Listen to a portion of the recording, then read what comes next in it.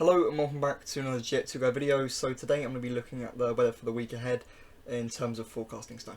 So I'm going to hop over onto the Euro 4 model and see how it looks. Okay, so I'm using the Euro 4 model. This is meant to be one of the more accurate models you can get. This and Haram or Hermione, they're quite good models for snowfall.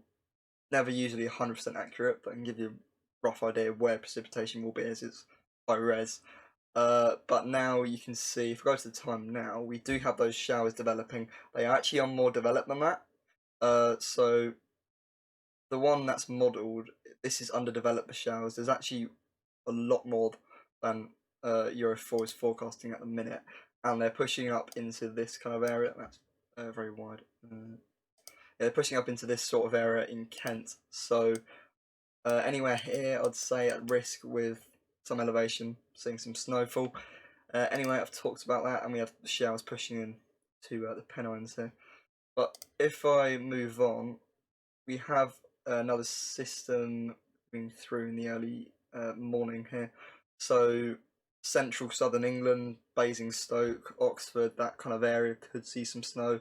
It's looking quite heavy precipitation, so that would increase the chance of seeing some.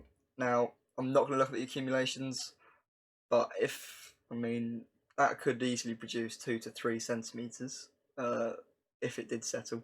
The precipitation's there for quite a long period of time for something to settle. And now, as we go into 28th, I see that precipitation is moving forecast through on that system to our right here on, I think that's Wednesday. Yeah, Wednesday we have some showers moving into around the Hull area, north of East Anglia, south. Ooh, I can't remember what that county is. I'm not going to even bother. Around that area with snow falling, I predict inland with a bit of elevation as per usual. And that does actually develop into quite a system moving through central parts of East Anglia, the Midlands, and down into the south a little bit. So there you go. It goes more central southern again than central east, but this is probably going to change again and again. So it's quite hard to forecast, but that's just showing that there is a chance of wintry weather throughout the week. Okay, so I thought I'd look at the mid to upper profile for the pressure for the weekend, and instead of just the surface pressure, because this would give us an even more rough idea, because the surface pattern is going to constantly change day by day. It's just the upper air profile showing you how it's becoming more slack and it's staying the same. So here we have Storm Bella, that's just dissipating, and we're kind of left in this stabilizing. I would say stabilizing flow. No, not stabilizing. Pressure's not rising, but it's becoming more slack as the week goes on. We can see you've got this. If I use pinky color here, and change that. There you go. So we have a ridge of high pressure here in the Atlantic, which is providing warm air advection. So that should be rising heights towards Greenland here, and that should be then aiding this reinforced northwesterly, turning northerly flow throughout the week, which is pulling in a cold air from the Arctic. We have this, I would say, a polar trough, and we have a polar high, I guess.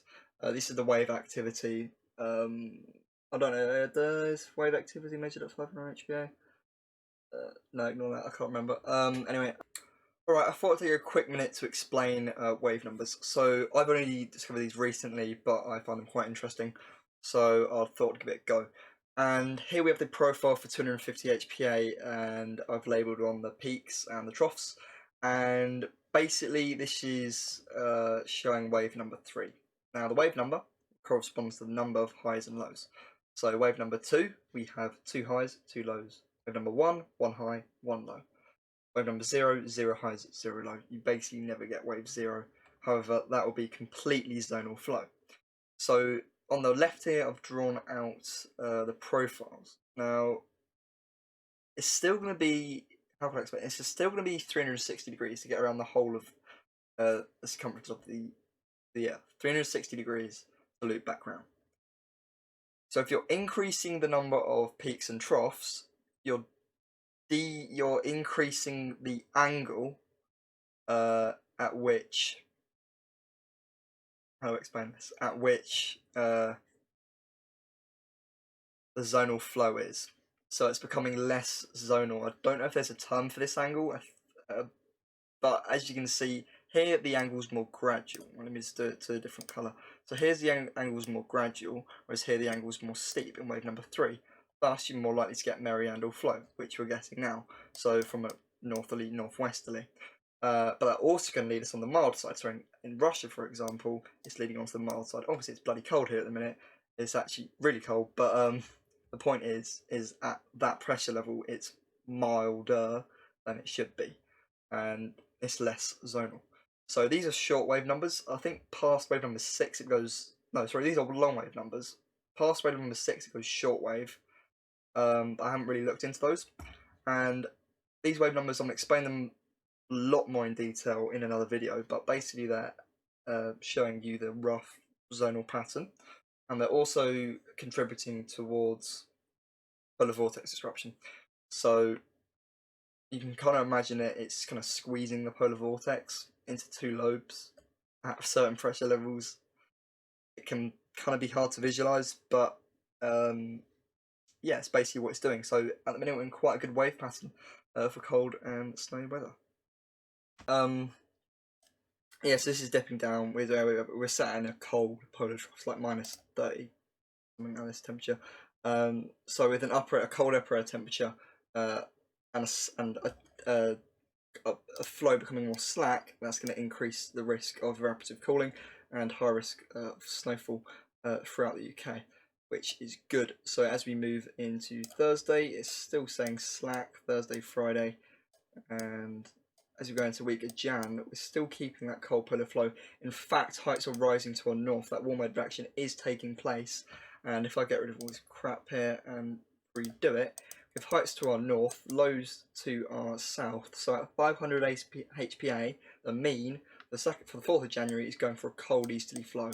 On the surface, I'd predict it'll be the same. If I go, actually, I can see the surface flow. If I go down here, yes, an easterly flow at the surface, which is nice. If I go to 850, what's the uppers doing? Yeah, all right, so pretty cold. Not outstandingly cold, but that's the mean temperatures around -4. I think that's showing.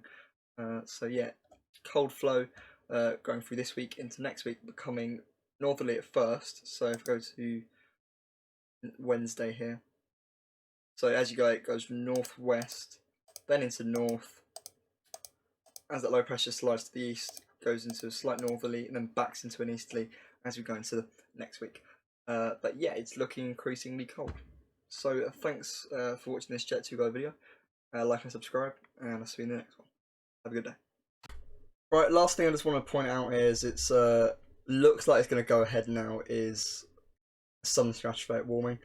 Now I don't know if this is major or minor, but at the minute we are going for a reversal of zonal winds by the 7th of January, and it goes quite negative, goes to -5, some dropping it extremely negative. I highly doubt that will come off, but the mean is around between -5 and -10. So that basically means 5 to 10 miles per hour at 10 HPA, easterly to westerly flow.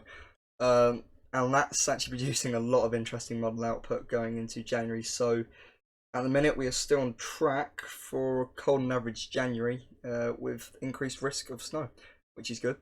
And yeah, so if there's any more significant snowfall either this week or next week, I'll make updates and tell you about if it's going to snow or not. But if it's just nowcast situations, which I suspect it will be for the majority of this week, unless a proper system moves through, I won't update the forecast because it's just to be constantly changing. Like this time yesterday, the forecast was completely different, and these showers weren't even forecast. So these showers were literally forecast within the last 6 hours. So it's really unpredictable at the minute. But this SSW looks like it's going to go ahead, and if it does, could be looking at some very, very cold weather. Alright, thanks for watching this Jet 2 Guy video, and hope to speak to you again soon.